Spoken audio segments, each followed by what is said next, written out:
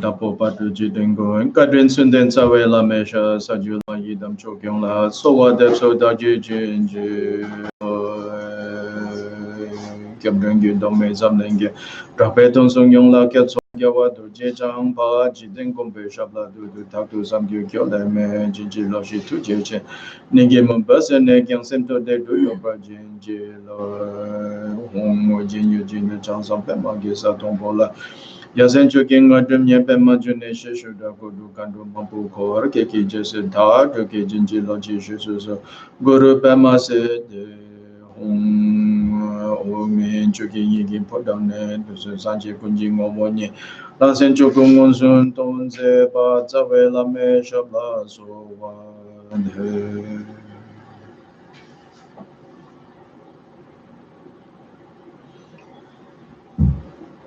So today this class is the second to last class of this series, the foundations of Vajrayana.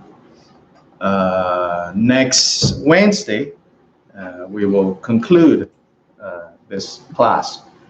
So if there are some of you, especially those of you who are local to here, wondering what's available after this course, in case you are interested in continuing in some form. We have an ongoing group that meets every Wednesday. It's called the Gagyu Sangha. In part, that name, the Wednesday group has had several names now.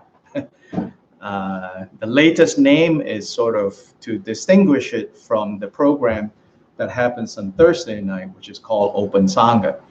Open Sangha tends to be more open in its focus and generally grounded in the early Buddhist sources, limited to that. And then the motto of Open Sangha is no charge, no commitments, no expectations.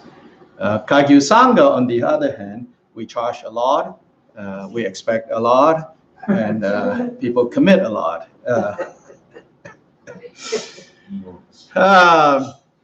No, not quite. Still no charge, but there are some expectations and commitments with the Kagyu Sangha. Obviously, we're not expecting that the minute you turn up, we are demanding commitment and we have expectations. So recently, someone asked me, what if they join this? Can they join this and become part of this? And in talking to that person, I found that she is suitable to be part of this Wednesday night. It still remains that she has to figure out if it is suitable for her to be part of Wednesday night. But this person also already has an established set of Tibetan Buddhist practices. Also Kagyu, but not in Drigong Kagyu. So what I said to her is, I said, I'm very happy for you to come and be part of Kagyu Sangha, but know that when I speak at Kagyu Sangha and say, it is good if you all start doing this practice or that practice, understand that I'm addressing the people who don't have already a whole set of practices that they're committed to. I said, I am not interested in persuading you to give up, your set of Kagyu practices and, to do what we are doing. That's not the goal of this Wednesday night. But there needs to be some focus. So obviously, if you're committed, to say Soto Zen, meditation or Vipassana meditation, there is no need really to add more stuff. And coming to Wednesday probably will only add to your confusion. But anyway, I said to her, so keep in mind, so don't get like worked up or like, oh, do I now need to do this or any of that. Just know that what I say on Wednesday night is said for the benefit of majority of the people who are participating, but I'm not expecting everyone that comes is committed to, doing this or that practice. However, I also said that, at the beginning, you kind of come and you see if it is for you or not for you. But kind of keep in mind, be mindful that there are already an existing group of people who are committed to that practice, committed to the Wednesday night meetings, and everything else that it entails. And it is distracting for them if people just kind of check in, check out, check in, check out, come and go and come and go. Just be mindful of that. We don't want anything rigid like, well, if you don't fail to come, 3 times in a row, then, you're the weakest link. I don't know if you know the reference, or you're voted off the island. We don't want anything like that. Because again, that's not my style. But it's important to kind of be cognizant that there are some there that are committed to it, and when people just come and go and come and go, it's very distracting to them. And then, in the realm of woo-woo, we are talking about Vajrayana. Vajrayana is not shy about the woo-woo stuff. Energetically, it's also disruptive if people come and go and come and go. So be mindful of that fact, and then it's up to you, unless you have start developing a habit of jumping up and down during our meeting, probably no one is going to say to you, you should stop coming already. It's very much, up to you. Yeah. So anyway, if you are interested to come, every Wednesday night, this time slot from 7 to 9. And there's a number of people.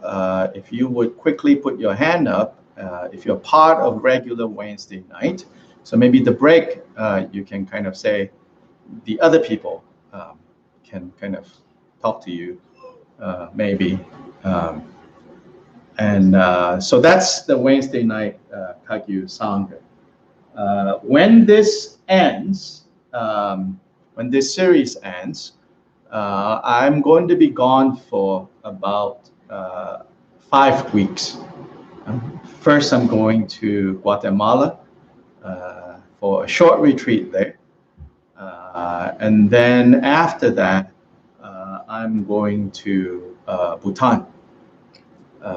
This is the first of 2 Bhutan trips coming up in the next couple of months.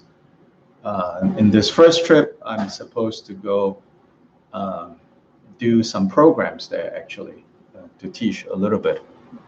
I said, hopefully, I don't get myself in trouble so that I don't get to go back in the second trip. So those of you who sign up for the second trip,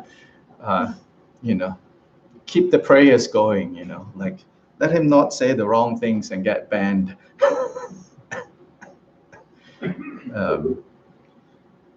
When Buddhism is the state religion, it also comes with a price, just as when Buddhism is treated as an enemy of the state, it comes at a price. Everything comes at a price. So anyway, just kidding. I'm not planning to say anything outrageous. But so I will be there, and then I'll come back. But during that time, Kagyu Sangha will continue to meet. And we have been talking about, as a group, what to focus on during the time that I'm not going to be here, which is common for the group to have that, but cognizant of the fact that there might be some new people joining us. And so it's inspiring the existing group to shape up a little bit and look like they know what's going on, and not scare people away when they come on Wednesday nights. Well, maybe not Christina. I don't know if it's possible to behave, but is it really? well, yeah, see. Um, um, then when I come back, we had actually, before we started this series, we had started looking at this one text called Jewel Ornament of Liberation, which is Gampopa's magnum opus, one of his most famous compositions. Gampopa is one of the forefathers of the Kagyu tradition. In fact, before Gampopa, the Kagyu was pretty wild. Maybe some of you are lamenting that it's no longer that wild. We are in Asheville after all, I suppose.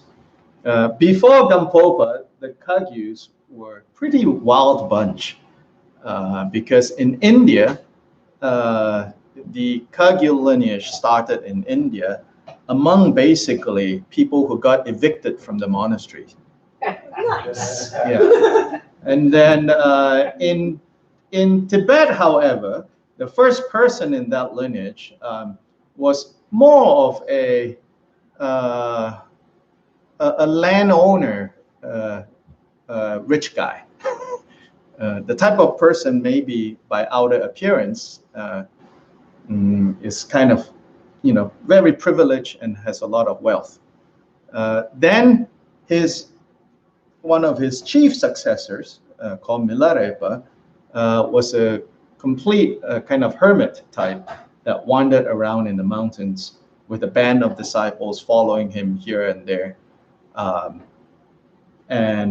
So they were pretty wild in their own ways. And then Gampopa came along.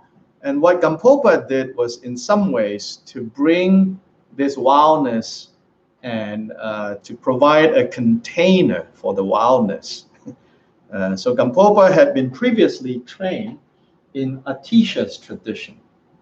You've already been exposed to some of Atisha's ways of looking at things when we looked at the view. So Atisha was this great Indian master that came to Tibet in the 11th century. It is said that due to his kindness, Buddhism was able to continue or to re-flourish in Tibet. In the 8th century, Buddhism had already been established, but then Tibet went through a period where the kings were unfriendly to Buddhism. But not then until the 11th century, when Atisha came, there was a revival. So Gampopa had been part of Atisha's tradition before he met Milarepa. And by all appearances, a kind of, prim and proper monk like Gampopa would not seek out this kind of slightly crazy, wild guy wandering in the mountains. But Gampopa went looking for Milarepa and became Milarepa's disciple. Then Gampopa basically combined these two streams, the stream of training that he got from Milarepa, and then prior to that, you could say, sort of outer form that he got from Atisha. Remember, Atisha was also the person who insisted that it was really important not just to teach the essence of the Dharma, but to also be very careful to transmit the outer shell, meaning then institutions and systems of thought to Tibet. He felt that it's not enough to just give the essence. Of course, he also gave the essence, but he gave the essence by also paying a lot of attention to introducing systems and structures.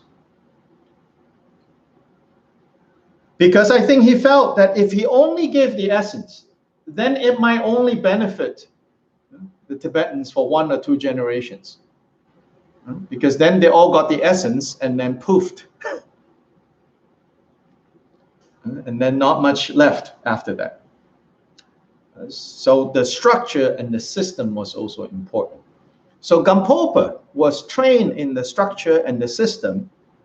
And maybe because of Gampopa's karma, he felt that the essence wasn't coming to him from that system. So that was what drove him to go find, by all accounts, this kind of crazy guy, Milarepa, and his unruly band of followers.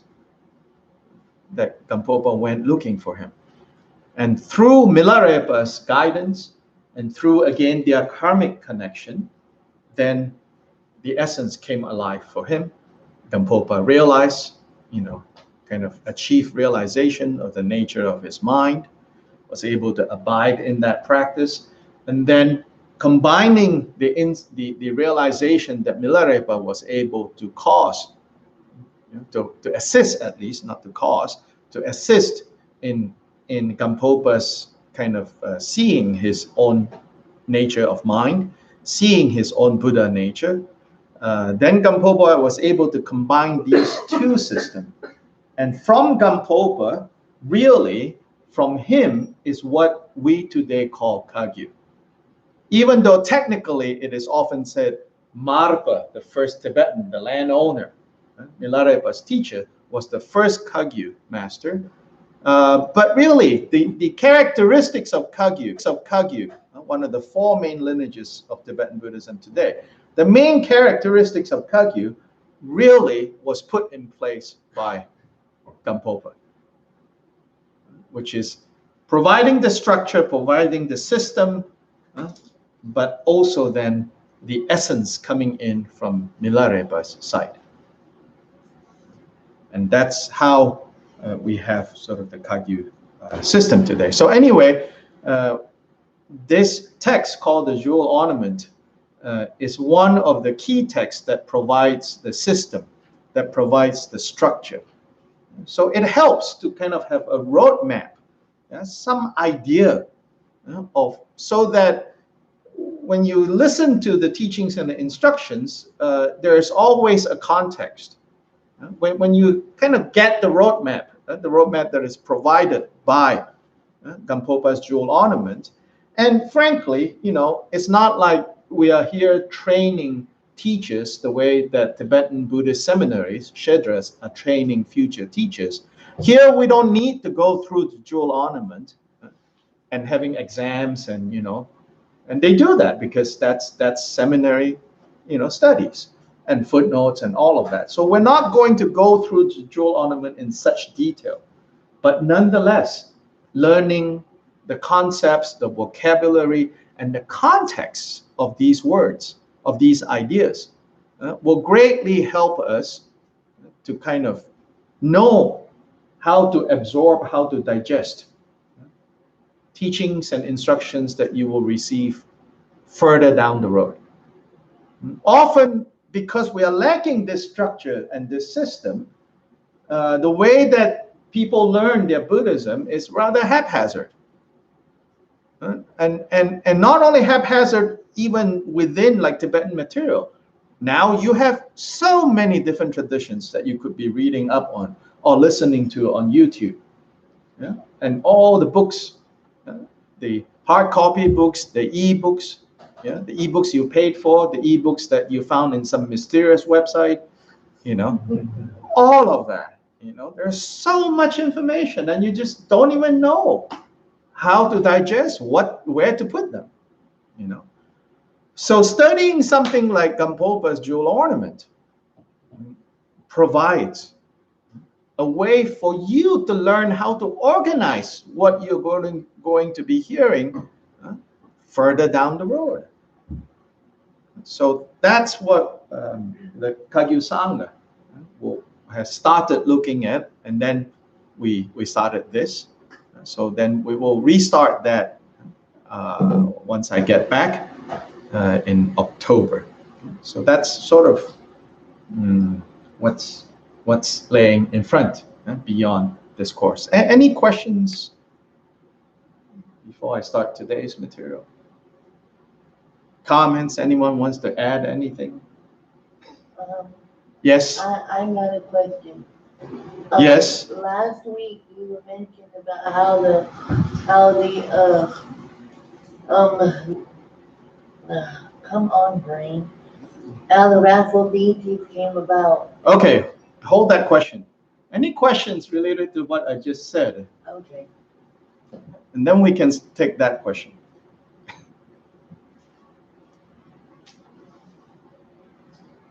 No? Okay, now, Christina, continue. Last week you said about how the wrathful deities came about. Yes. And for the life of me, I can't remember, and I can't look it up on the computer now because my computer's in the shop. Did you explain that? So how the wrathful deities came about for last week I mentioned. In a way, it's not important. Oh, Yeah. okay. Yes. Okay, nothing. Only if you're doing Buddhist parchment. Only what? Only if you're doing Buddhist parchment. Yes. In a way, it's not important. I think the context last week when we talked about wrathful Buddhists is, people are curious, some of the symbolism and this and that. And the answer I gave last week is more a historical answer in terms of like, what can we learn if we look at historical sources? When do wrathful Buddhists or this notion of wrathful Buddhists turn up? And I said that historically, if we look at it from a completely kind of secular point of view, just looking at evidence, looking at, how early can we find references like that, I said it is really in what we now would call Vajrayana sources that you begin to see the notion of wrathful Buddhists. Then I discussed some of the social context, social historical context, and some of the psychology behind that. Okay, so it's from side of kind of an outsider's view, right? If you were to ask that question, where did these wrathful Buddhists come from an insider's point of view, then from the insider's point of view, and which is maybe more important, but I would say both are important, because if you just walk around, I feel, with the insider's point of view, and now people are exposed to so many things, right? So then you would like stumble upon some YouTube, and there might be someone who is unfriendly to Vajrayana. And believe me, they exist. People actually take the trouble to produce YouTubes to talk about how this Buddhism is wrong or that Buddhism is wrong. You're going to stumble into something and you're going to hear it for the first time, and you'll be like, what? Maybe Han Lai doesn't know about this. I need to go tell him now.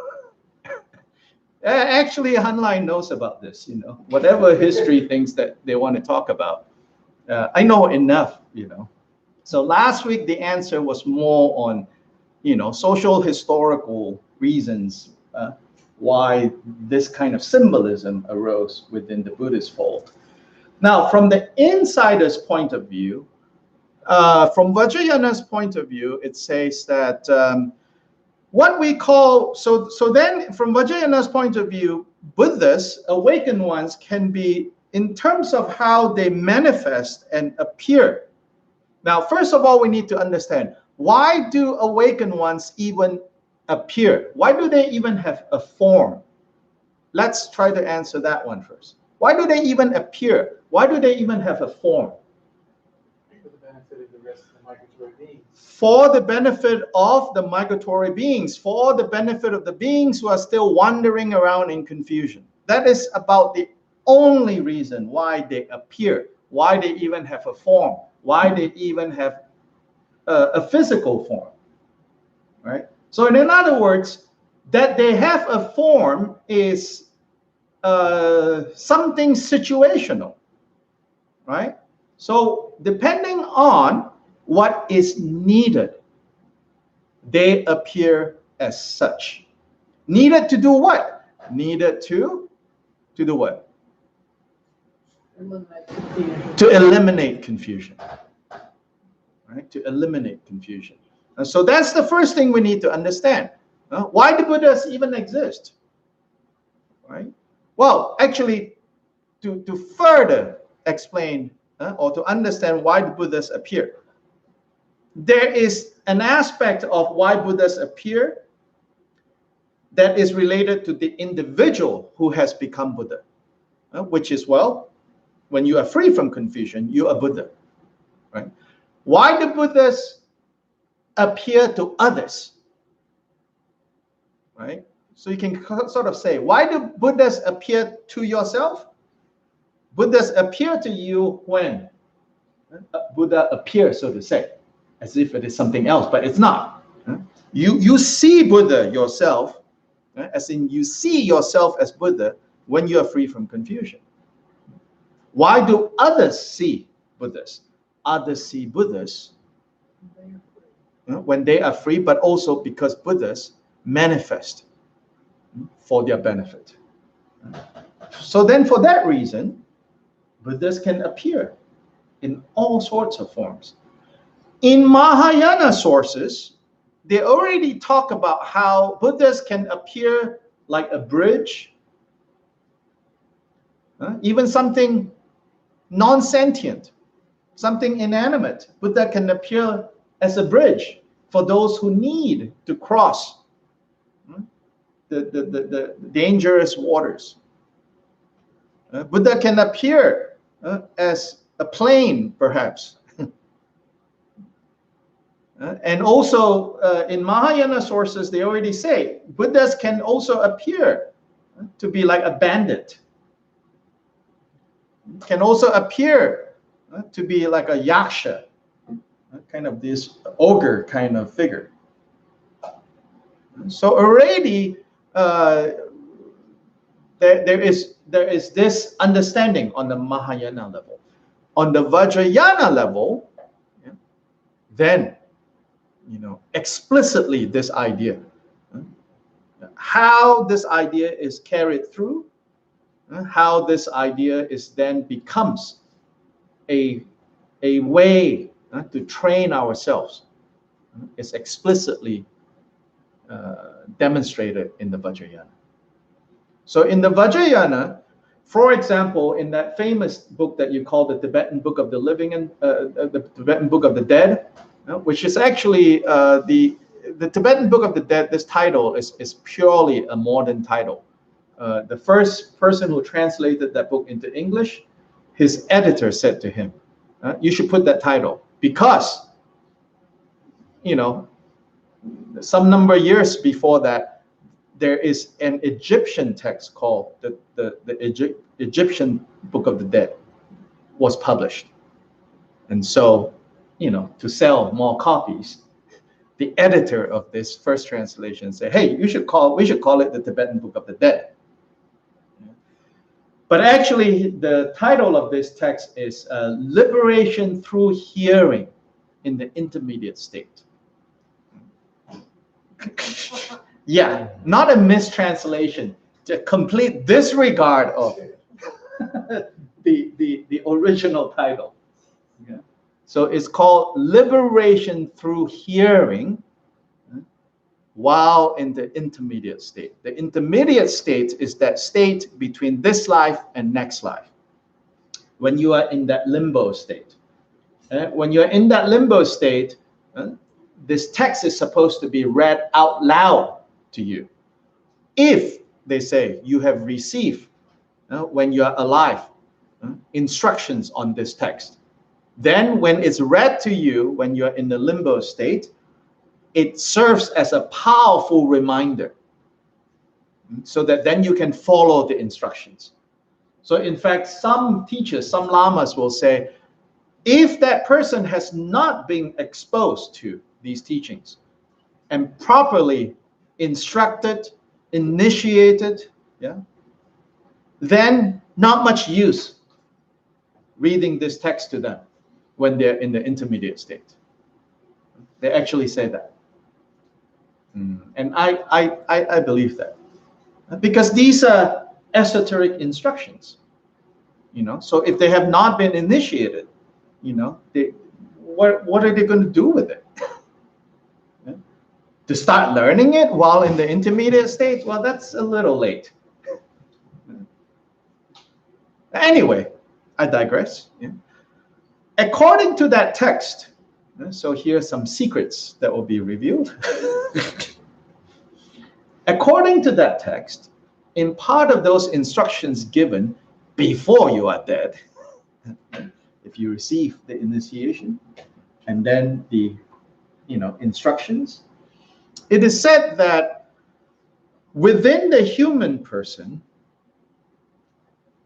at the empowerment, at the initiation of this particular set of secret teachings, esoteric teachings, there are these natural, you could say, energy and principles that exist within every one of us, right? But through the power of the initiation, those energies begin to, again, manifest in a particular way. And how does it manifest? It manifests as what's known as the mandala of peaceful deities and the mandala of wrathful deities. And then these two mandalas have specific physical locations in the body. But the true nature of these principles, we all have, whether we have been initiated or not. But during the initiation, we are taught how to recognize the energy as this or that deity. You see how if you have not received that initiation, and then when you're in the intermediate state, you hear, okay, now you should recognize this particular energy or this particular principle as this deity or that deity. I mean, you will be like, what? Because you're totally unfamiliar with it, But anyway, from there it is said, there is a mandala, meaning a gathering, a palace, a set of deities. Deities is, the vocabulary used here, that are wrathful. And this wrathful is speaking of the swiftness and the intensity of wisdom, so that like our ordinary thoughts, emotions, everything that is driven by our confusion are terrorized by this wrathful deities. So who stands in terror of wisdom? Confusion. So they are wrathful in that sense. They are not wrathful in the sense of terrorizing, children. Yeah, they're not wrathful in that way. But they are wrathful in relation to confusion. In a very central practice in Tibetan Buddhism, there is it's a wrathful deity. This wrathful deity called Vajrayana. It's the indestructible peg, often translated as dagger, but it's not a dagger. It's a peg. It's like a tent peg. You stake it on the ground. So it's a ritual peg. But this ritual peg also has the identity of a deity. So in this practice, one line that turns up in many of the practice texts of this deity is Doje Trope Shedang Ju. So Doje Trope Shedang Ju. Ju is to cut. Right? Doje Trope. Doje Trope is Vajra wrath. Vajra wrath, or Vajra meaning indestructible. Indestructible wrath cuts Shedang. Shedang is anger. Shedang is anger, ill will, resentment, and all the related emotions, all the emotions related to that root confusion, the root klesha. So it says this Vajra wrath which is referring to the wrathful deity, cuts off ordinary anger and ill will. So then you have to think a little bit, so what is that? What is that? What is this indestructible wrath? Right? What can cut through hatred? So think about it, Whatever answer I can give you, whatever answer the book can give you, it's just another name. Maybe they call it wrath. Yeah. So it's related to anger, right? But wrath.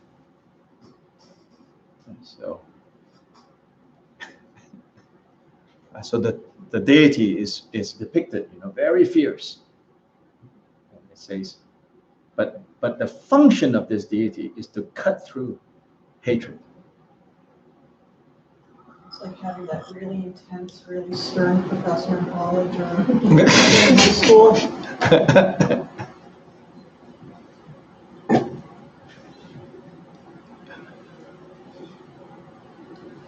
Only if it turns out the professor is, McGonagall, kindly, stern.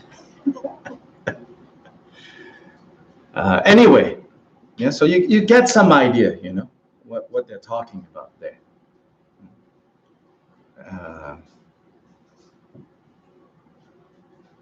So Vajrayana,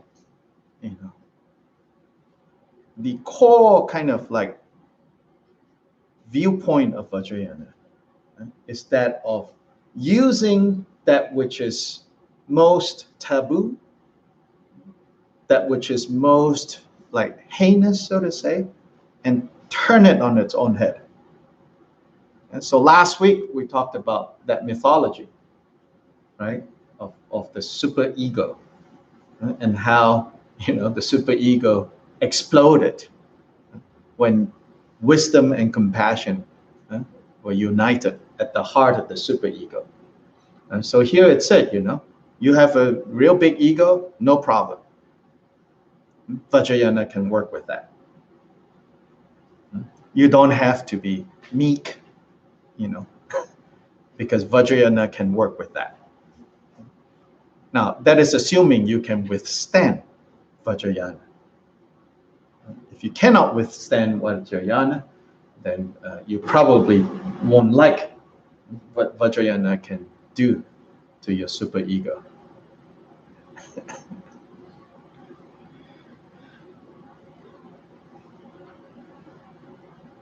So I said last week, in part during this last two classes, we're going to look at some of the symbolism that you find in the Vajrayana to fall under the topic of conduct. But before we look at symbolism and the meanings, and all of that, and in fact, some of the ritual implements even, I want to cover first, as I said last week, what is normally covered when they talk about conduct or action. So action or conduct, in this context here, remembering view, right, meditation, and then the third is conduct. Here, what we're talking about when we talk about conduct is what kind of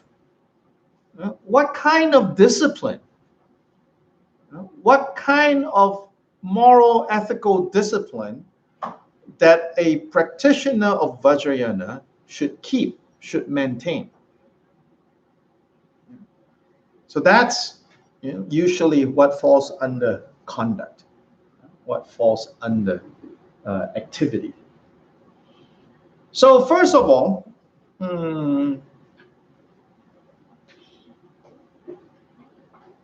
let's go back to Atisha in the 11th century. It is said that when Atisha came in the 11th century to Tibet, Buddhism had already existed in Tibet, but then it went into decline. So that when Tibetan civilization began, and as when Buddhism went into decline, it is said that culture, politics, society in general in Tibet also went into decline, and Tibet entered what's later called the Dark Ages.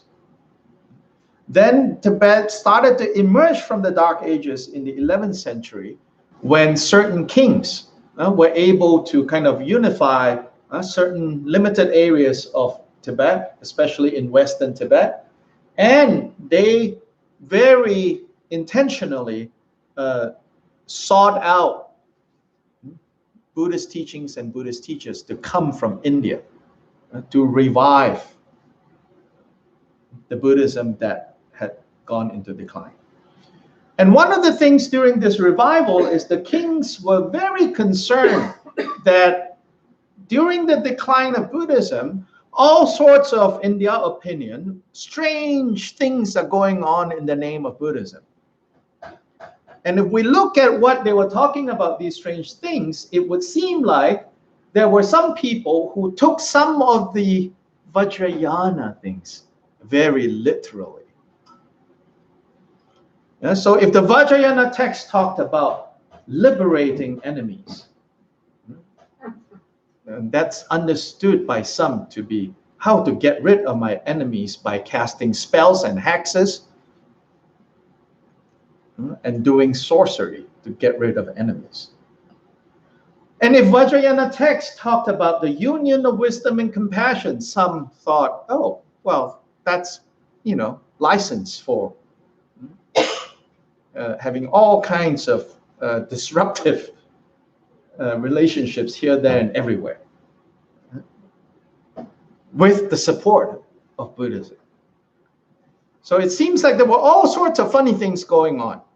Yeah. So one of the tasks that Atisha had was to properly situate these Vajrayana teachings and to re-establish a proper understanding. And so what Atisha did in his public teachings was to really emphasize, again, the system and the structure that is necessary in order to properly contextualize all these practices. So he famously said, with regards to conduct, and so again, when he first came to Tibet, he heard this idea. People would say, "Oh, we should just practice Vajrayana, because in Vajrayana you can do anything. Because according to Vajrayana, as long as you have a higher view, a more profound view, then there is nothing, that is not kosher." Well, that's literally some Vajrayana texts talk like that. So in European religious history, you have similar movements. This is called license evil, particularly among certain radical Protestant preachers. The idea is that in part as a reaction to the Catholic Church's position that sin, right, is something that needs to be confessed, amends have to be made, penance have to be made, and all of that, of course, is done through, right, the priesthood and the church and the control of the church, and perhaps also as a reaction to that. But more so, deeper than that, in this notion of license evil, there were certain radical Protestants who said, to show that I really believe that salvation is through grace, therefore, to fornicate or to even kill is a supreme way, it's the most effective way to show that you really believe that salvation is through the grace of God and not through your kind of individual ability to earn the gift of salvation. So there were these antinomian interpretations of the idea of, God gives salvation freely. So that's the equivalent in the European context. Likewise, in Buddhism, there were some who went to that degree, to say that if your view is really high and profound, then karma cannot touch you. Then you can do anything. And that is true freedom. So when Atisha heard that, he said to his students, he said, when I first became a monk, in between the fortnightly recitation and purification of the vows, I always had things that I need to purify and to confess. And this is a monastic practice. The Buddha instituted this practice whereby every 2 weeks, the whole community of monks living in a particular area or nuns living in a particular nunnery need to go through a purification ritual, which is prior to that night's recitation of all the rules. If you have broken any of them, you have to go to another person in that community and do a confession before you are kind of cleansed of that, and then you come together and do a group recitation of all the rules of training in a way to restore, right, the purity and the harmony of the community. And so Atisha said, there was not one fortnight that I didn't have anything to confess, Atisha said. Then he said, later on, when I received the Mahayana vows, right, now the next level, right, he said, when I received the Mahayana vows, there was no 24-hour period that I did not have to do the Mahayana confession. And the Mahayana vow is the vow to be altruistic, to think in terms of for the benefit of all. And so in the Mahayana tradition, there is the purification of the downfalls of a bodhisattva. And that is a purification practice that should be done daily. So Atisha said, there was even more things to purify after I took the next level of vows. And then he said, and finally, when I took Vajrayana empowerment and the vows that came together with Vajrayana, he said, there is not a single moment where I did not have something to confess and purify. So he says, those who think because they are Vajrayana, therefore they can practice licensed evil, have no idea what they're talking about. Because one of the vows, one of the samaya, one of the commitments of Vajrayana is to never let your view of you are Buddha and all beings are Buddha deteriorate.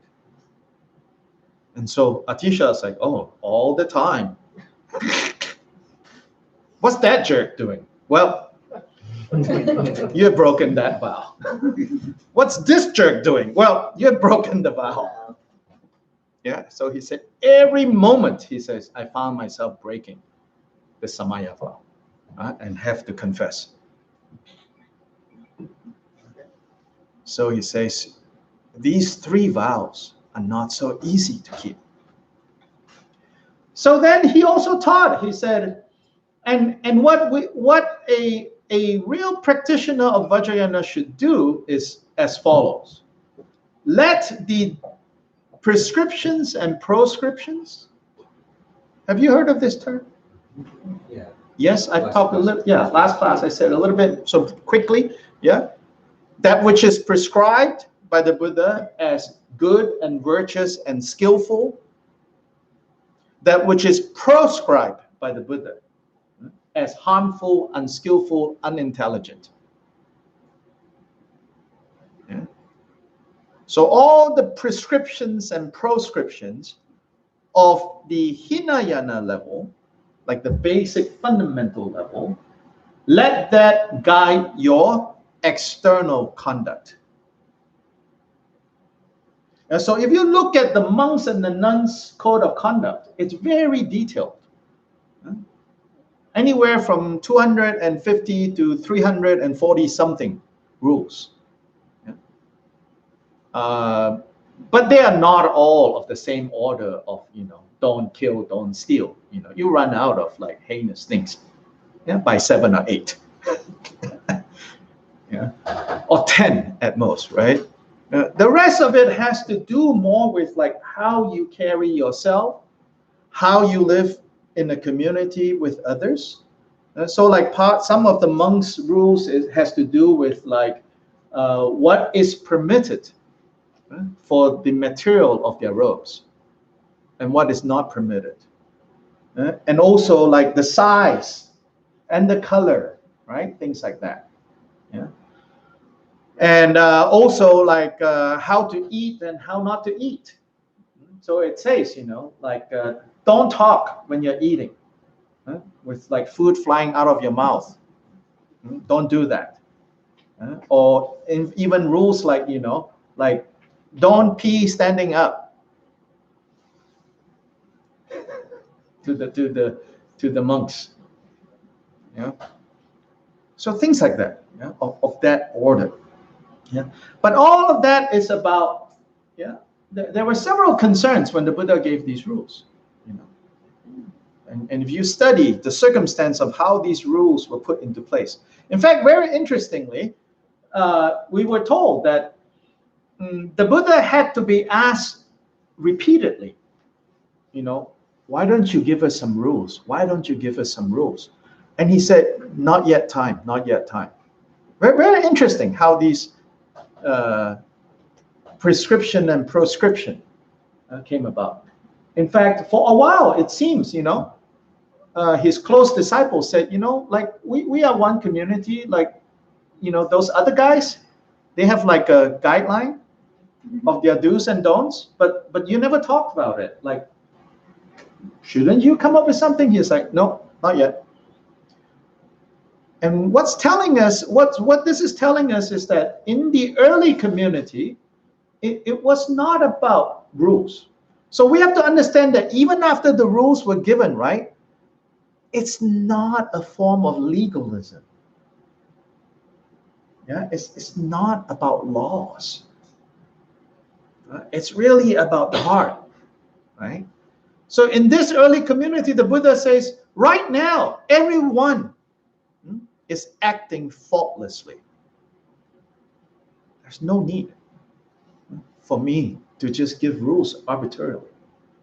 He says, but the occasion would arise. And then when it arises, then I will address that. For now, there is no need.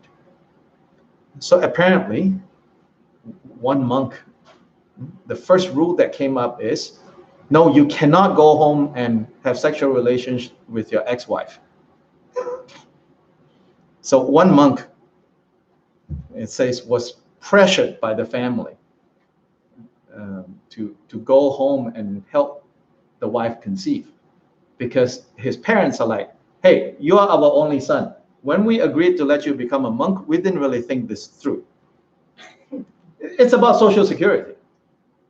Like, who's going to take care of your wife? Who's going to take care of us? So you need to come home and, perform your duties. So apparently he went home and did that.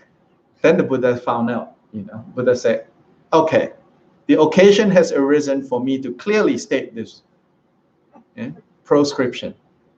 You cannot do that. No matter how dire, you cannot do that.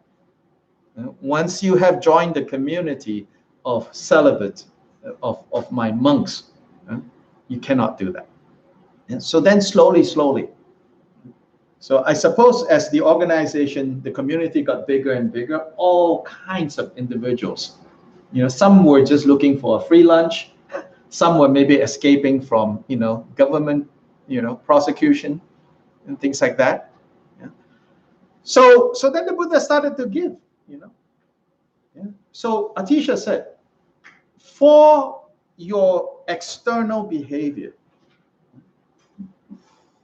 let the monastic rules, as the Buddha has given, serve as a guideline. Of course, he is predominantly talking to monks and nuns. Yeah? So he said, you should live according to that, because those are very good standards. Because in those standards, it also shows that the Buddha was concerned about not just your moral, ethical, like personal moral, ethical training, but the Buddha also, in giving those rules, show a concern for not annoying people around you. Yeah, he says, don't cause other people to be annoyed at you.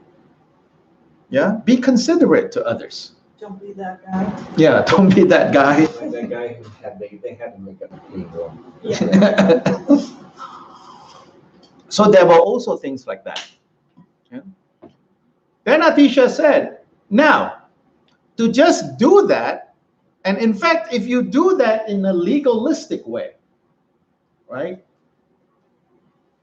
Like following the letter of the law and lose the spirit, then it's no use.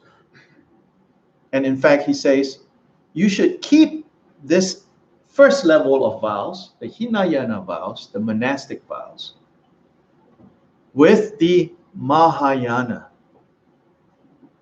vows of training. And all the Mahayana vows of training is to train altruism. Is to train altruistic mind. He says, let that be your inner attitude. And so that's the second set of vows. Then he says, on the secret level, which is like the secret here means like innermost, right? like the core, the heart. He says, on the secret level, keep the Vajrayana vows, which is pure perception. The essence of the Vajrayana vows is pure perception, seeing everything as pure. Now, of course, they are more detailed. Like there's a list of 14 downfalls. It's related to pure perception. So one of it has something like, if you denigrate women, not a particular person who happen to be women, but if you denigrate this category of female, and that would have been applied to both men and women.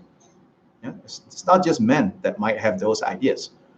But one of the Vajrayana downfalls, if you denigrate women, then you have broken this samaya. So in Vajrayana, there are all these further. But he says, let that be at the core.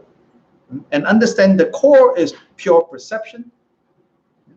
The inner training is altruism. The external is to be as blameless as you can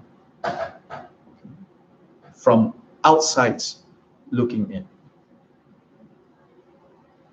So Atisha's way of keeping the three vows is the general approach subsequent to him.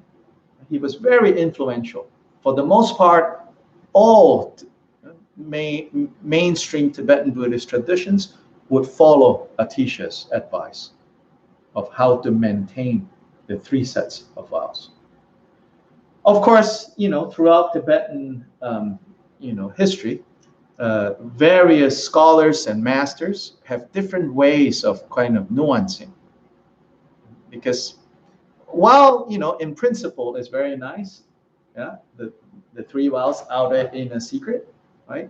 There are real life scenarios where one set of commitments seem to be in conflict with another set of commitments. Then what are you going to do?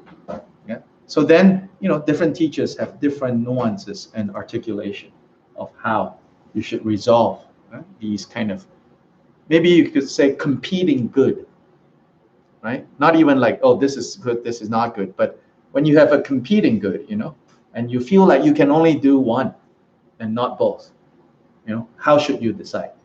Different traditions, different teachers, would kind of give Slightly different answers. So, but the general mainstream Tibetan Buddhist attitude is to maintain the 3 vows in these 3 ways. So the Hinayana, the Mahayana, and the Vajrayana to be maintained in this way. Any questions about or discussion about these 3 vows regarding conduct? This is how you should conduct yourself.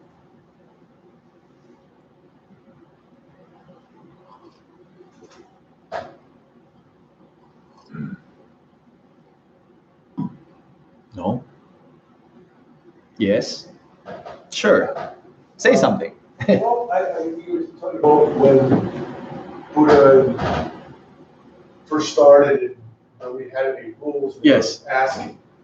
Isn't that kind of like when you're learning the practice of Buddhism, the intent is what's really important? Yes, yes, sure. Yeah.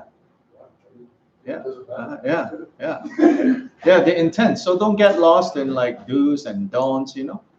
Like get the heart right. You know.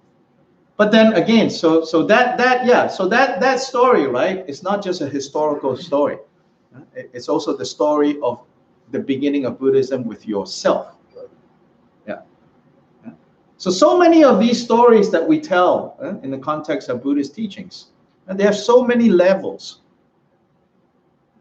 There's that immediacy of that story, which is likewise, you know. At first, don't need rules, because if you start there, then it becomes very tight. But it doesn't mean no need rules. You have license to, you know, kill, you know, or to do whatever, you know, negative things. But more that, you know, get the understanding, get the spirit right. Then things will fall into place more easily. It's not rigid. Yes? Could you repeat the Vajrayana principle? Pure perception. Yeah, pure view, pure perception. Yeah. Yes? To whom do you make these, in the Vajrayana people, to whom do you make these vows? The vows are taken in the context of empowerments or initiations. They're given, the vows are given as vows of training. But if you're a Vajrayana, Mhm. so-called practitioner, Yes. don't you have some inherent? You have some what? Inherent commitments? Yeah. So those commitments are, you have to learn. Is that the question, or what was it? Maybe I did not understand the question. No, I'm asking who you make the vows to. Don't you ultimately make them to your own self?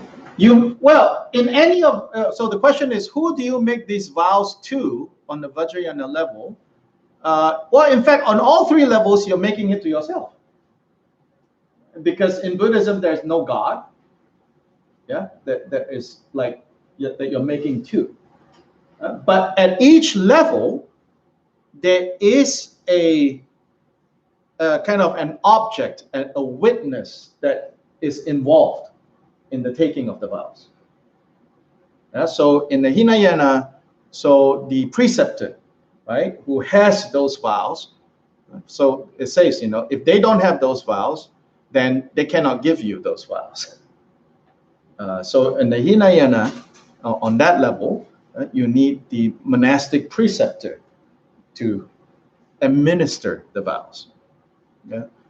And then in the Mahayana level, it says you also look for a preceptor. So Gampopa's text, you know, explained this very clearly. You also look for a preceptor, unless in trying to get to the preceptor, it might endanger your life. Then you don't need to do that. Then you can invoke the presence of the Buddhas and Bodhisattvas and then administer the Mahayana vows yourself. Then with the Vajrayana, empowerment is necessarily received from a teacher who embodies the deity. And it is at that point that you make a commitment. So at the end of empowerment rituals, there is a part where you repeat the commitment. You say, you know, I will follow as you instruct. Yeah. So that is the method that is provided on each of the levels. And that is, you could say, on the relative level of training. But the relative level of training is based on the absolute level of reality, which is, as you put it, in the end, you're making it to yourself. But at the level of training, there's always a subject and object going on. And so they make very clear, which kinds of vows you can take directly from the awakened beings, so to say, and which vows necessarily know you need someone there to give it to you, etc., etc. Yes. I'm thinking about this idea of confessing. Yeah. It would make sense then, if, as you go through a practice, that you focus on that idea with opening prayers and with the practice itself and with the dedication, with the mind training, that kind of thing. That sort of goes through the acknowledgement that we are breaking these vows moment by moment. Yeah.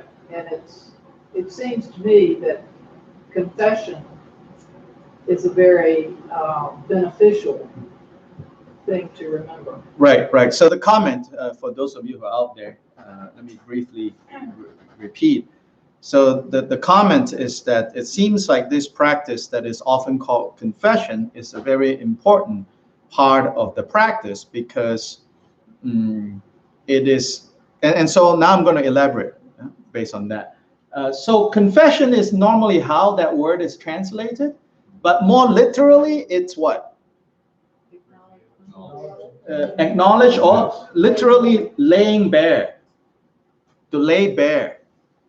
So to lay bare means not to hide, right? And in the end, not to hide from who? Yourself. Like you might hide from everybody else. But the ultimate laying bare is laying bare in your own mind and to watch your own crap, right? And then to say, I'm done. But then method-wise, right? For the Vinaya monastic rules, you go to another member of your monastic community and you lay bare, to them. Psychologically, right? It's you unburden. And I think across all religious traditions, it's there. You unburden. These days, you're not into monastic preceptors, then you have your therapist. Maybe cost more, maybe cost less. I don't know what the pricing is these days. So you lay bare, you unburden. And more so here also, ultimately, it's not just laying bare, okay, let me go sin again. The point of laying bare here is not just to unburden. Actually, unburden is just a side effect for the Buddhist type of confession. For the Buddhist type of confession, it's actually to shine a light on the pattern of behavior, the pattern of unskillful actions that we keep getting caught up in, and to see clearly. So it's about insight, it's about wisdom. To see clearly, this is the cause of suffering, and as a result of creating this cause, these are the results. And if I don't want that, then I should stop. Now, frankly, it's not always so easy to stop, obviously, right? So I also find that it's not just about like, how quickly can I stop? For me, at least, it's also about when you do suffer, at least you won't go, why? How did I deserve this? And so on and so forth, all that stuff, But mind you, actually, my understanding of the Dharma is that the from the Buddha's Dharma's perspective, it's not even saying you deserve it. Right? It's not even about you deserve or don't deserve. In fact, the reference point of deserve or don't deserve don't belong in this system. This is not about rewards and punishment. This is not even about just or unjust. Yeah, that's all, this is just simply cause and effect. Yeah, these causes create these effects. And it's all about, can you handle those effects? You can handle it, well, go on, whatever it is. If you can't handle it, figure out how to stop it. Another question. Yes. Take the refuge in the Dharma and the Buddhist. That's kind of like a first, so I'm trying to figure out. First step. Yes. Step First step is to take refuge. Yeah, it's said like that's the gateway drop. The gateway practice. Yes, to take refuge. My question. Yes. Suppose you're a Vajrayana practitioner Uh-huh. and you've never had an empowerment. Yes. Isn't there, it seems to me like these 14 or whatever you said Yeah, those downfalls. Yeah. still apply. Good question. So if you are a Vajrayana practitioner, but you have not had an empowerment, would the 14 downfalls, for example, apply or not apply? It's a good question. In fact, even forget about that. Not forget about, you can even ask this question about, if I did not take the monk's vows, am I, do the proscriptions and prescriptions in the monk's vows apply to me or not? Right? Now, let's handle this question on the level of by definition first. Yeah, we start there. That's the easy one. Actually, by definition, I think most classically trained teachers will say, if you have not received an empowerment, then you have not entered Vajrayana, because all mainstream teachings will say that. The entry, just like the entry to any Dharma practice is taking refuge, the entryway to Vajrayana is empowerment. Now, doesn't mean that you absolutely cannot practice. I'm just saying, if you take it, by the book, that's what they'll say. But the question nonetheless applies, which is basically, well, I didn't take that vow. Yeah, can you say that, right? In fact, some seem to believe that. Well, I didn't take that vow. Nobody told me that I wasn't supposed to do that. Obviously, we're going to, the right understanding is whether you've taken it or not, that's beside the point. Yeah. If it is unskillful action, it is unskillful action. You cannot go in the court of karma and say, but, right? Even in the court of law, you cannot say, nobody ever told me I can't kill. Sorry, you're guilty, right? Karma too. Yeah. Now, some of the Vajrayana downfalls are a little bit more specific, as in you can't really break it, if you don't have it, which is something like, for example, it says to indiscriminately or to prematurely or to proudly, all those, qualifiers, tell someone else details of Vajrayana. Well, if you have not learned the details, you can't accidentally tell someone the details. So in that sense, you can't have that downfall. Okay? Now, let's take it in the direction of the prescriptions and proscriptions for monks and nuns. So for example, it says, monks should not have a sitting cloth that is bigger than, that extends anywhere more than the width of 4 fingers. So over here, over here, over here, it cannot exceed 4 fingers. So you're like, wait, I didn't take that vow, right? Yes, if you want to be very by the book, you can say, yeah, of course, I didn't take the vow.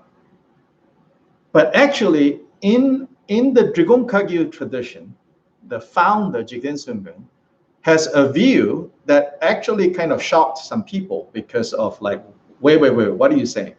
Jigten Sungun actually said, whether you have taken the monk's vows or not, whatever is prescribed in the monk's vows is universally applicable. Yes. Yeah. And it might sound like, no, that's unreasonable. But I think his point is this. Yeah. Now, there are some who would interpret this very literally. The way I would interpret this is to say, it's not saying, like literally, like you have to go around before you can sit on any surface. The sitting cloth is basically whatever you sit on. Yeah? It's not saying you go about going, sorry, need to cut this a little bit off before I can sit. The point of why 4 fingers is what? What do you think it might be? Modesty. Modesty. Yeah. So whether you have taken the vow to not be showy or not, if you are showy, that's a fault. In other words, it's a context to your life of that. Yeah, I would say it that way. Yes. Yeah. Otherwise, I think if you follow literally what Jigten Sungun says, it might sound kind of absurd if you take it in a fundamentalist way. But the take-home point, I think, is really important. Yeah. Don't think that just because I don't have a vow that says, I'm not going to eat, after the sun has passed like my head by, basically afternoon. It's like, therefore, home free. I could be a glutton. No, there's still, right? It's unskillful. So then, like, there's another rule that says, you do not handle gold. Now that's talking about money, wealth, right? Again, whether you have taken the vow or not, right? If you are constantly, concerned about that, how can you be happy? So yes, I would say, based on your circumstance, there's still like trying to understand what is underlying that vow, where he says don't do this, like to his monks. There is a principle that underlies it. But they also say there are some things that are beyond what we can see so easily.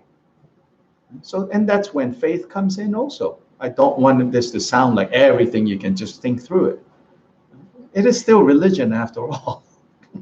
There are things that they say, like we cannot see all the exact kind of reasons.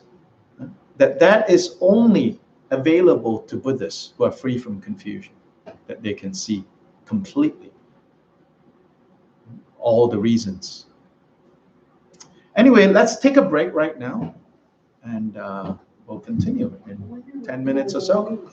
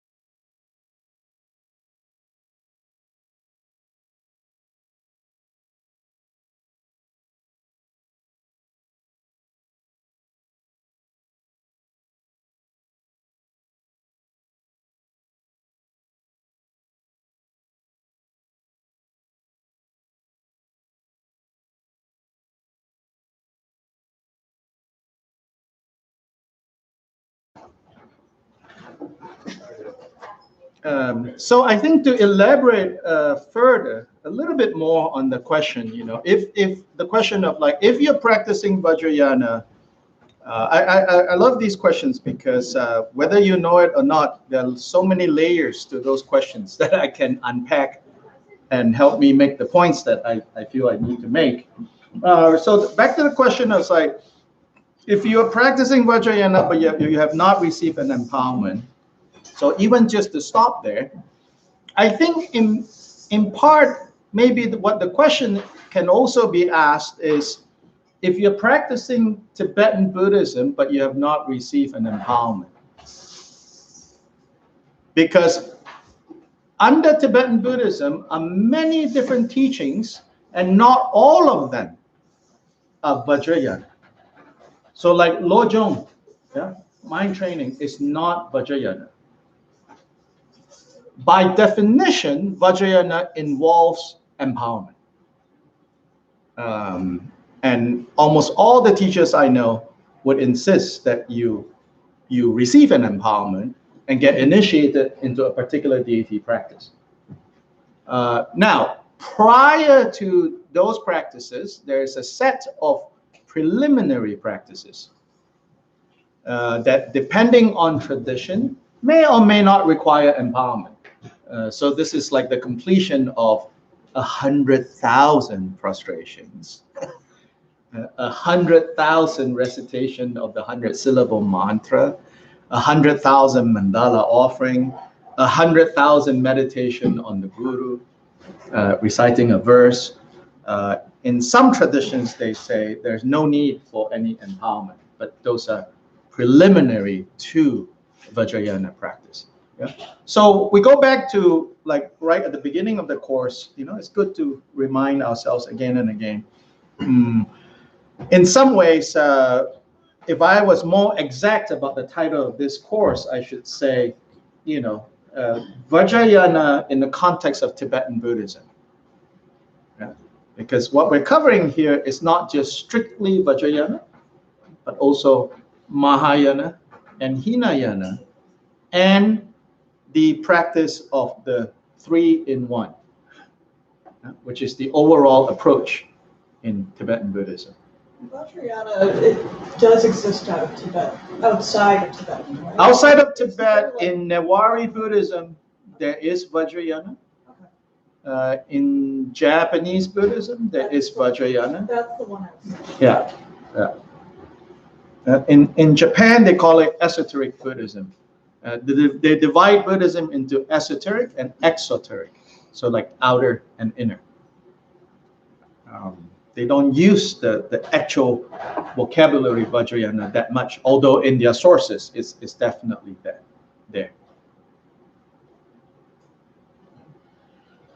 Yes, so this issue on conduct, I want to read from one of the core texts of the Drigum Kagyu tradition.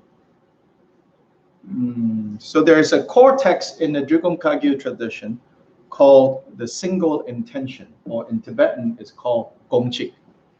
Yeah. So in this text, it presents these like statements called Vajra statements. They're all like one-liners. Just one line, one line. In the briefest form is these one-liners. But these one-liners often is in response to some particular position held by some people. They never identify who holds the opposing view. It just says, we, on the other hand, hold this understanding, this view. Yes. Gong, G-O-N-G, Chik, C-H-I-G, or C-H-I-K, K or G, Gong Chik, which means single intention. So there's one line that says, the Vinaya, which here is referring to the vows of individual liberation, which is what we have been calling the Hinayana trainings, the Hinayana vows. So the proscriptions and prescriptions found in the Hinayana. So there actually, Vinaya actually means to tame, literally. How to tame the mind. How to tame the mind. So the rules of training for taming the mind. So in the Vinaya, generally, if you read like general writings on Buddhism, when they use the word Vinaya, they almost exclusively refer to monks' code of conduct and nuns. In other words, monastic code of conduct. But in the way that Vinaya is used in Tibetan text, they say that there are 7 sets. There are 7 sets of such training rules. That any of these 7 sets is part of Vinaya. So that of fully ordained monk and fully ordained nun, those are 2. That of the novice nun and novice monk, that makes 4. That of the, there is a category called probationary nun, that makes 5. Then male lay vows and female lay vows, that makes 7. These are the 7 sets. So for the lay vows is the basic 5. Not to kill, not to steal, not to commit adultery, not to deceive, and not to be intoxicated. These are the 5 for the lay vows. So that's Vinaya too. So here, this line says, the Vinaya, which is the sublime Dharma, is a common vehicle, meaning a common teaching. Common to what? Common to all levels. Common to all Buddhist traditions.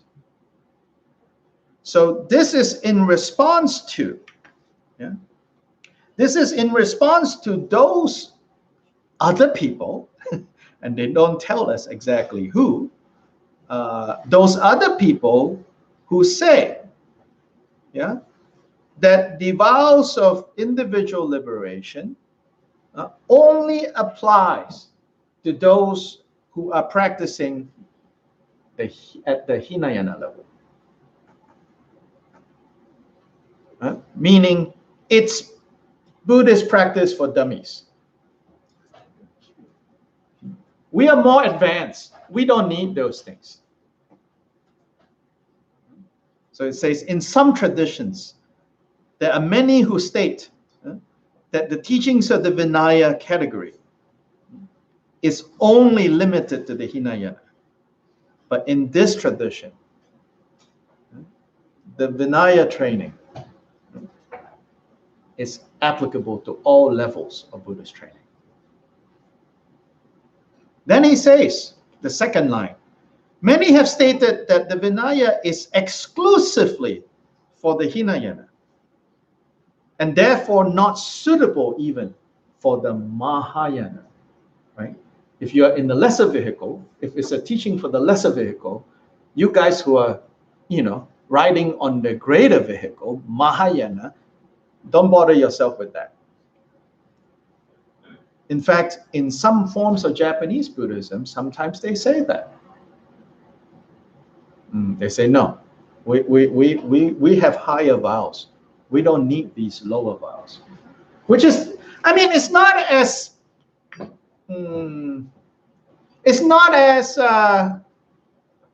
insincere as it might sound. When in Japan, there are some who say that. What they're saying is along these lines. If you have altruism, you don't need all those things. But in this tradition, what Jigten Sungön, founder of this tradition, these are his words, what he wants to say is, it's very easy to kind of fool yourself into thinking, oh, I'm practicing altruism, so I don't need to know all these lower things. Yeah? In fact, he would say, how do you know that you are really practicing altruism? You stop harming other people. And you pay attention to these guidelines that says, don't kill, don't steal. So he's going to insist that by paying attention to the quote unquote lowest level of the vows, you are, one, providing the necessary foundation for the other vows to exist and to exist healthily. One point. Second point, in fact, what kind of vow it is, there is the superficial wording of these vows that might assign them to level 1, level 2, level 3. Your attitude is what truly makes them on the level 1, level 2, or level 3. It's your attitude. It's your own kind of maturity. So taking from other lines in this text, basically my understanding of what he's saying is, we often go around asking, at least some of us go around asking, which is the highest practice, the most profound practice, the most powerful practice, the most amazing practice or teaching, right? We go around seeking the greatest teacher, the greatest teaching, the greatest practice, right? Here he's going to say something as simple as even just watching your breath. If you have the attitude of altruism, then something as simple as just watching your breath becomes a practice of benefiting all beings. That it's not about, when I finally find that most amazing technique, that most amazing practice, that most amazing teacher, I'm going to, ta-da, and have all the fireworks come on. Not that. But that when your spiritual faculties begin to mature through the practice, through polishing. Practice is not just, sitting down chanting things. Practice is not limited to watching your breath, chanting this or that, or meditating, right? Practice is polishing away confusion, polishing away the afflictive emotions. Know that you are a diamond. Why do you need to polish away? So that other people can appreciate this diamond. That's one way of understanding. So whether polished or not, you are already diamond. So for yourself, you can say, polish or not doesn't matter, because I'm already diamond, right? But why do we polish? We polish because when we sparkle, then people will go, ooh, there's bling bling over there. Yeah. And why? So that when they come looking at the bling bling, you might tell them, you know what? You too are a diamond. Try polishing, and you will find your inner bling that is always there. Yeah.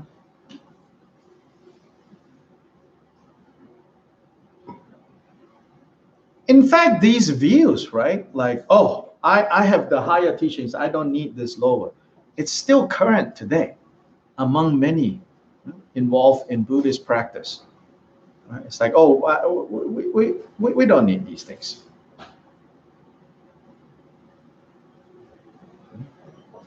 And that's, well, maybe you don't need, it's hard to say, right? Maybe you don't need, but chances are you do. Because we want to remember, right? For many years at the beginning of the community that gathered around Buddha, he said no need. Because it's entirely possible, that maybe you don't need. But chances are, probably you do. So you should look into it.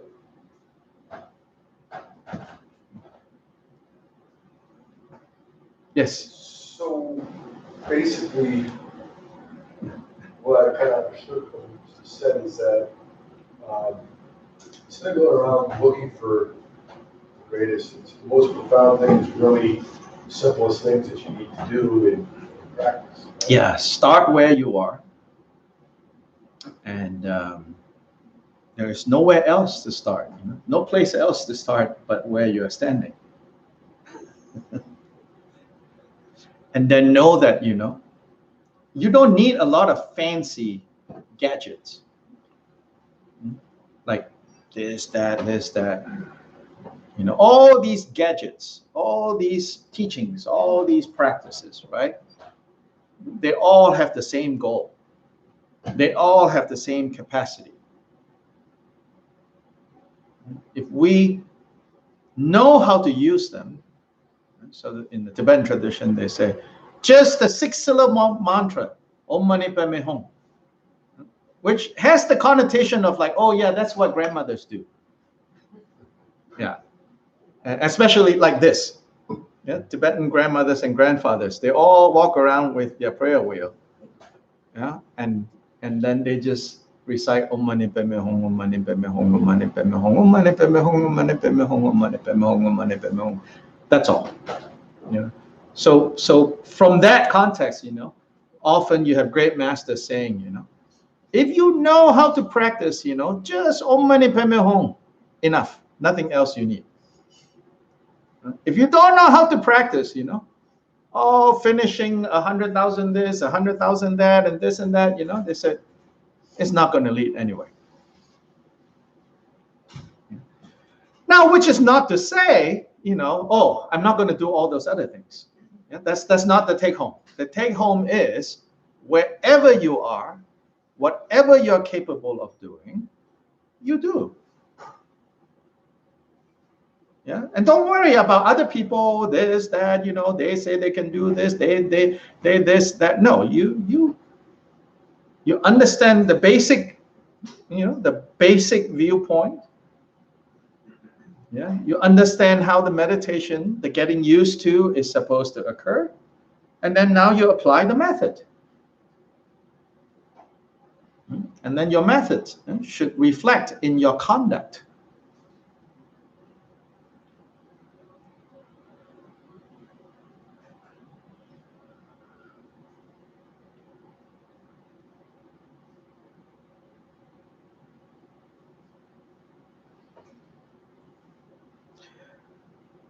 There are also some that will say, oh, we practice Vajrayana.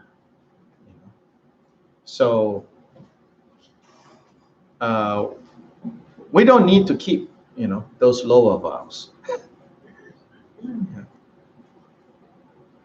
Eat, drink, party, It's like, now, I'm not saying you should not eat, drink, and party. You can, but don't say, I'm practicing Vajrayana now. No, that's just partying.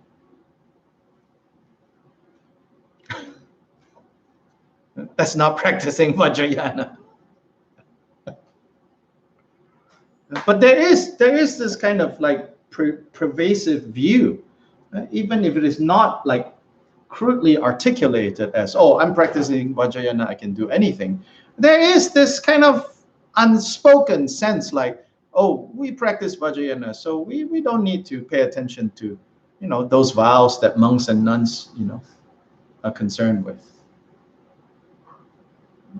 But that question, you know, this is a really good question. It's like, well, wait a minute. You mean like if I don't take it, then I'm scot-free, you know? Then like, why take the vows then, right? Yeah, which is also Jidazungan's, you know, he said, you know, if the Buddha gave so many like rules of do and don't, right? Do's and don't to his monks, he must be really sadistic, you know, binding them with so many troublesome things. And he said, you know, like he must be, you know, he must really not like them to give all these troublesome things. Then, you know, obviously that's not the case.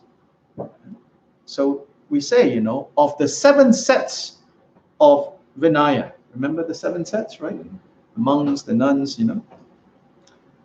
Of the 7 sets, we say, the 2 sets of the monks, the fully ordained monks and nuns, offers maximum protection.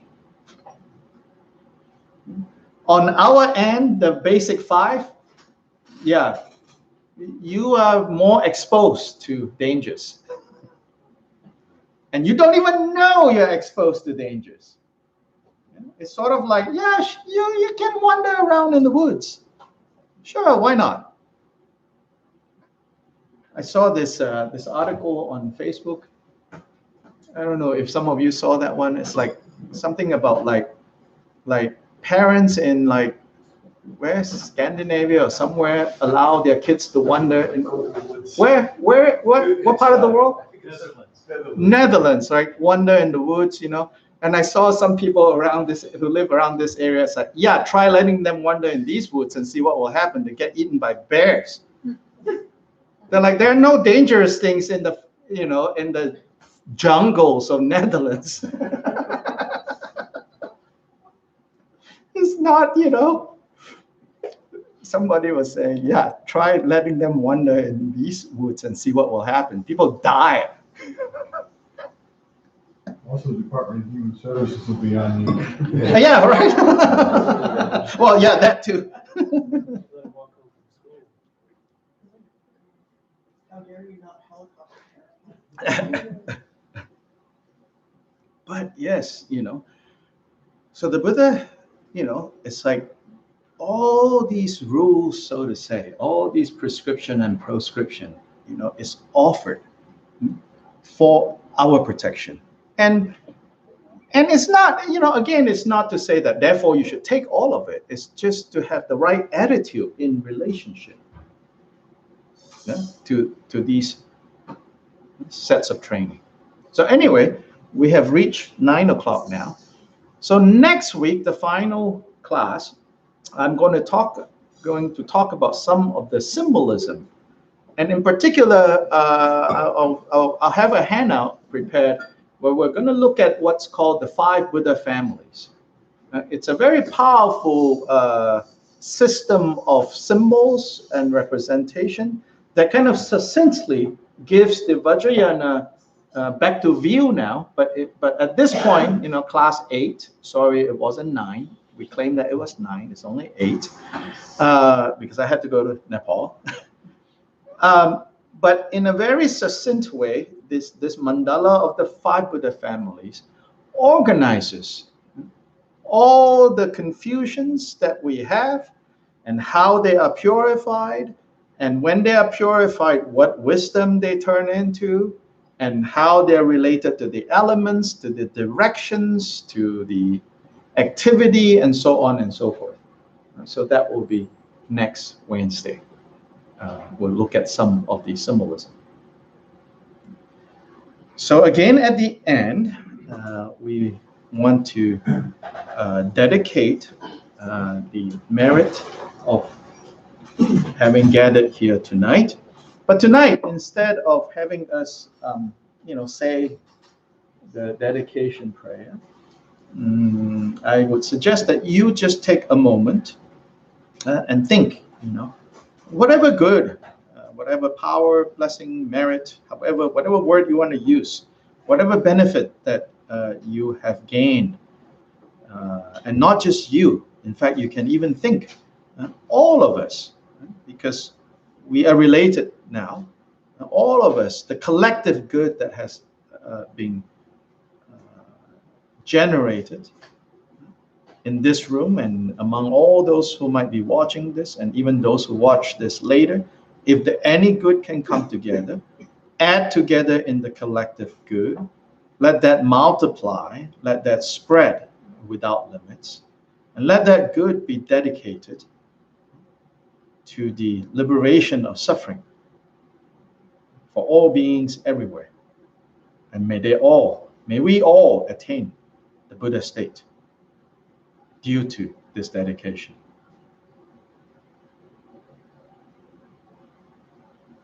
And take a moment to be happy, to rejoice in the fact that if there's any being anywhere in this universe, in these multiverses, spread out in all time and space, if there's any being that is becoming Buddha in this moment, know that they're becoming Buddha because you dedicated this merit to them. And likewise, know that if there's any moment of waking up that we are going to experience, it is also due to others having dedicated merit to us.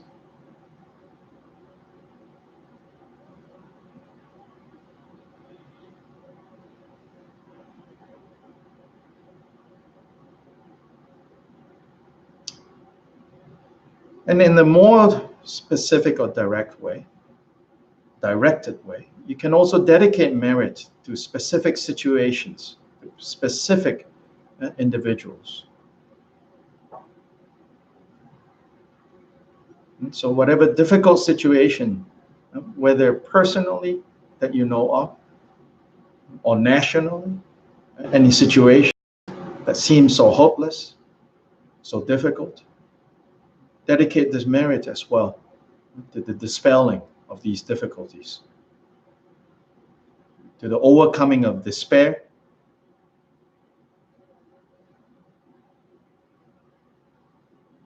to the overcoming of oppression, outer oppression, inner oppression, outer despair, inner despair, hate in all its forms, may it be consumed by the indestructible wrath of all the Buddhas.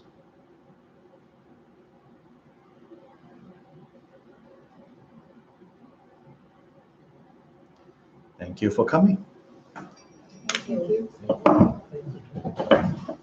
Tomorrow there is a special meditation session here from 7:30 to 9 in the Open Sangha, which is the meditation on the body. It will involve movement,